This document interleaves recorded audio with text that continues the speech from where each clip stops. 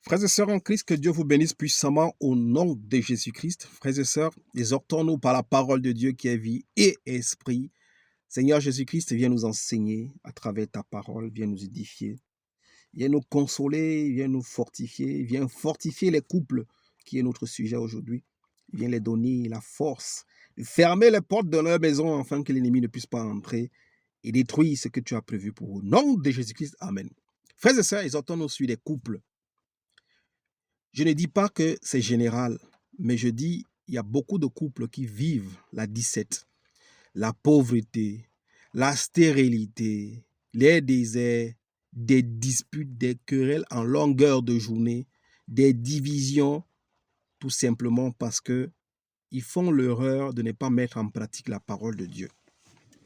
Il y en a qui sont même stériles, qui n'arrivent pas à avoir les enfants parce qu'ils ne sont pas d'un commun accord. L'autre regarde de l'autre côté et l'autre regarde de l'autre côté. Chacun tire le pain de son côté au lieu de se couvrir ensemble. La Bible déclare dans le livre d'Ecclésiaste qu'il est bon de dormir deux personnes. Comme ça, vous vous réchauffez. Mais dans ces couples-là, chacun tire le pain de son côté. Ils ne se réchauffent pas. Il n'y a pas la vie dans leur couple. Ils se disputent tout le temps. Tout le temps, c'est la colère. Tout le temps, c'est des bagarres. Tout le temps, c'est des disputes concernant l'argent. L'autre qui cache ses avoirs. L'autre qui ne dit pas à sa femme ce qu'il gagne. La femme qui ne dit pas à son mari ce qu'il gagne. Frères et sœurs, laissez-moi vous dire que ces choses apportent beaucoup de blocages dans la vie de certains couples. Jusqu'au point où d'autres n'arrivent même pas à avoir des enfants. Parce qu'ils ne sont pas d'un commun accord. Que la parole de Dieu nous édifie au nom de Jésus-Christ. 1 Pierre chapitre 3 verset 1, la Bible déclare, bien-aimés, 1 Pierre, frères et sœurs, chapitre 3, 1 Pierre chapitre, je suis à 2 Pierre, 1 Pierre chapitre 3, lisons la parole de Dieu pour nous édifier. 1 Pierre chapitre 3 verset 1, la Bible déclare ici, vous de même femmes, soumettez-vous à vos maris, ainsi ceux qui refusent de croire à la parole pourront être gagnés sans parole par la conduite de leurs femmes. En observant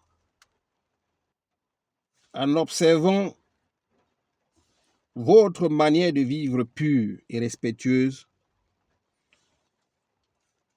que votre parure ne soit pas une parure extérieure, cheveux, tresses, ornements d'or, vêtements élégants, mais plutôt celle de l'intérieur, cachée du cœur, la pureté incorruptible. Frères et sœurs, quand je dis que les couples vivent la disette, la stérilité, la pauvreté, les problèmes, les disputes, les déchirements, les divorces, les séparations, je commence par les sœurs, les femmes.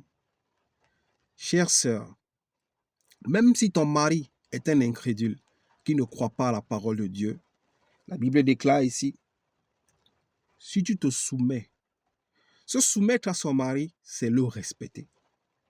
Si tu respectes ton mari, tu lui donnes la place du chef. Parce que la Bible déclare que l'homme est le chef de la femme.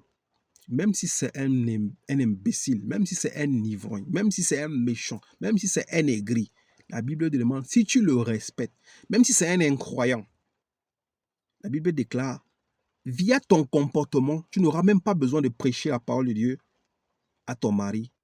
Via ta façon de faire, le respect que tu vas lui donner, malgré que lui, il est un torchon, cet homme-là peut changer à cause de ton comportement et te suivre dans ta christianité. La Bible déclare, en observant ta manière de vivre chaste et réservée, pieuse, ton mari peut changer. Il peut devenir un homme bien. S'il était colérique, même sa colère peut finir. S'il était méchant, aigri, il peut changer. La Bible déclare ici, beaucoup de femmes aujourd'hui, elles s'appuient sur la parure extérieure. Elles soignent leur beauté, elles se maquillent, elles se parfument, elles sont propres, la maison est propre, les enfants sont propres, tout est propre, mais l'homme là ne change jamais. Chère sœur, ce n'est pas dans ça que tu dois t'appuyer, parce que ce n'est pas ça qui va changer l'homme. On a vu au premier, on dit, si tu respectes ton mari, Et en observant, si tu respectes ton mari, le respect que tu vas donner à ton mari peut le faire changer. Mais ce n'est pas ta beauté extérieure. Ce n'est pas ces artifices-là que tu mets en toi qui pourront le faire changer. Ce n'est pas ta propreté, ta beauté qui va faire changer cet homme. C'est pour cela, ne t'appuie pas sur tes cheveux, tes looks, ton style, mais appuie-toi sur le respect, ton comportement. Voilà les choses qui peuvent faire changer ton mari. La Bible déclare ici au 4, ne t'appuie pas dans les vêtements, dans l'élégance. Ces choses ne vont pas le faire changer. Parce que les comportements qu'il a en lui, la majorité, c'est souvent des hommes qui sont possédés. Et pour tuer les démons, pour anéantir les démons, c'est en faisant l'opposé de ce que lui il est. Quand un démon est agité et tu aimes l'agitation, tu le nourris seulement. Mais si tu viens avec l'opposé, pendant que lui il est agité, toi tu es calme, tu vas le détruire. Le démon là va fuir. Et pour gagner ton mari, il faut que tu sois l'opposé de ton mari. C'est en te soumettant, en le respectant. On dit au 4, mais au plus tôt, cette parure intérieure, cachée de cœur, la pureté incorruptible d'un esprit doux et paisible, qui est d'une grande valeur devant Dieu. Chères sœurs, ayez la parure intérieure, la beauté du cœur. La beauté de la femme, c'est son intérieur. La douceur de la femme est comme un miel. Quand ton mari crie, tu restes tranquille. Quand il est calme, tu l'appelles. Est-ce qu'on peut discuter? La beauté intérieure. Tu peux ne pas être élégante, tu peux ne pas avoir des jolies tresses, mais cette beauté intérieure, le comportement, le respect que tu as envers ton mari, waouh, tu vas le tordre, tu vas le casser. Tu vas détruire le démon, l'esprit mauvais qui est en lui. Via ton comportement, ton mari va changer. Allons maintenant autour des frères, les hommes. Frère, frère, frère, c'est toi qui mets le feu dans ta maison. Et quand tu mets le feu, tu fuis. Tu vas suivre tes amis dans les maquis. Tu vas te réfugier dehors. Mais tu oublies qu'en fuyant, il n'y a pas de solution. Parce que quand tu vas revenir, ce feu, il est toujours allumé. Arrêtons d'allumer les feux dans nos maisons. Arrêtons de mettre des blocages, les barrières dans nos maisons. Après, nous disons que c'est des sorciers. Et pourtant, c'est nous-mêmes qui faisons la sorcellerie. Frère, écoute ce que la Bible te déclare ici. Marie, vivez de même en montrant de la compréhension à votre femme, en tenant compte de sa nature plus délicate. Mon frère, vis en montrant de la compréhension à ta femme. En tenant compte de sa nature délicate. La femme, elle est délicate. Elle est comme un bébé. Elle est fragile. Malgré qu'elles sont fortes, mais elles sont délicates. Elles sont fragiles. Fais attention de tes paroles. Attention de blesser ta femme tout le temps avec tes paroles, ta bouche. Honore ta femme, mon frère. Cesse d'insulter ta femme, de la mépriser. Parce que tu es chef d'entreprise, c'est toi qui amènes beaucoup d'argent à la maison. Ne manque pas du respect à ta femme. Tu ne peux pas manquer du respect à cette femme qui te donne du plaisir. Cette femme qui te fait en manger. Cette femme qui prend soin de toi, qui repasse tes chemises. Cette femme qui sait si tu es en santé. Cette femme qui est une mère pour toi. Tu ne peux pas. Tu ne peux pas le faire et garder cette femme. Elle est fragile. Elle est délicate. Je continue ici. Arrête d'être aigri. Ne sois pas aigri avec ta femme. Tout le temps. Tu n'es pas un lion. Tu es un homme. La Bible déclare dans les livres d'Éphésiens 5, je pense, si je ne me trompe pas. Les maris doivent prendre soin de leurs femmes comme le Christ a pris soin de l'Église. Mon frère, si tu es un chrétien, tu dois prendre soin de ta femme comme le Christ a pris soin de l'Église. Il a donné sa vie pour l'Église. C'est comme ça que le mari doit donner sa vie pour sa femme. Tu dois être prêt à mourir pour ta femme. C'est ça la parole de Dieu. Même si elle est comment, même si elle est villageoise, même si elle est comment, apprends-lui les bonnes manières, mais dans la douceur. Pas dans les grieurs, pas dans les colères, pas dans les insultes, pas dans le mépris. Je continue ici au nom puissant de Jésus-Christ. Montre-lui de l'estime. Montre de l'estime à ta femme. Valorise ta femme. Honore ta femme.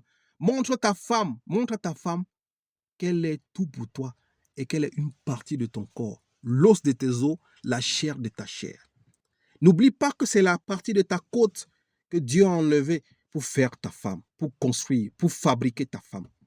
Montre-lui de l'estime. C'est une partie de ton corps. Quand tu te laves, la Bible dit quand nous prenons soin de nos corps, c'est ainsi que nous devons prendre soin de nos femmes. Je continue la lecture, frères et sœurs. Montre-lui de l'estime, car elle doit hériter avec vous de la grâce de la vie. Ta femme doit hériter avec toi la grâce de la vie que tu as reçue en tant que chef de famille. Montre-lui de l'estime. Je continue ici. Agissez ainsi, afin que rien ne fasse obstacle à vos prières. Agissez ainsi, frères et sœurs, afin que rien ne fasse obstacle à vos prières. Beaucoup d'entre nous, eux-mêmes, ils font obstacle à leurs prières. Depuis des années, vous recherchez l'enfant. L'enfant ne vient pas à cause de vos mauvais comportements. La femme, elle conçoit, mais après, elle fait de fausses couches à cause du mauvais comportement de la femme qui ne respecte pas son mari, à cause du mauvais comportement du mari qui ne prend pas soin de sa femme, qui n'honore pas sa femme, qui ne respecte pas sa femme. Vous êtes dans la disette, dans les déserts, dans la pauvreté financière, parce que chacun fait de son côté ce qu'il veut. Vous ne faites rien ensemble. La Bible déclare, si deux s'assemblent pour me demander quelque chose, je le donne, parce qu'ils sont en accord. La Bible dit ici, la Bible déclare ici, agissez ainsi afin que rien ne fasse obstacle dans vos prières. Tu ne peux pas vouloir un enfant pendant que ton mari ne veut pas d'enfant. Il y a un obstacle. Ah, toi tu veux que vous ayez des projets, mais tu ne mets pas ta femme au courant de ton projet. Chacun fait son projet de son côté. Voilà les obstacles que vous posez dans vos familles. Tu veux construire une maison, mais tu ne t'assois pas d'abord avec ta femme pour parler du projet. Tu décides seulement de construire. Voilà un obstacle que tu fais. Tu vas commencer le projet, mais il n'aboutira jamais. Tu veux ceci, tu veux cela. Tu n'associes pas ton mari, tu n'associes pas ta femme à cela. Voilà des obstacles que, frères et sœurs, nous mettons dans nos prières. Ça fait 20 ans que vous êtes ensemble, vous n'avez pas d'enfant. L'enfant ne vient pas. Chaque fois, c'est des fausses couches. Pourquoi? Parce que tu trompes ta femme te trompe. Vous n'êtes pas en accord. Le mari veut l'enfant, la femme ne veut pas l'enfant. La femme veut l'enfant, le mari ne veut pas l'enfant. Voilà les obstacles que vous mettez dans vos prières. Que Dieu vous bénisse et qu'il vous délivre. Afin qu'il y ait la paix dans vos maisons. Qu'il n'y ait plus de querelle. Tu ne peux pas insulter cette personne que tu dis j'aime mon mari, l'os de mes os, la chair de ma chair. Que Dieu nous délivre et qu'il nous donne la paix. Que nous soyons des couples parfaits. Même si nous ne sommes pas tellement parfaits, mais des couples heureux. Parce que Dieu nous appelle au bonheur. Comme il dit dans Thessaloniciens, soyez toujours heureux. Que Dieu vous donne la force de dépasser tous ces entendements et que les portes et les chaînes tombent au nom de Jésus-Christ. Amen.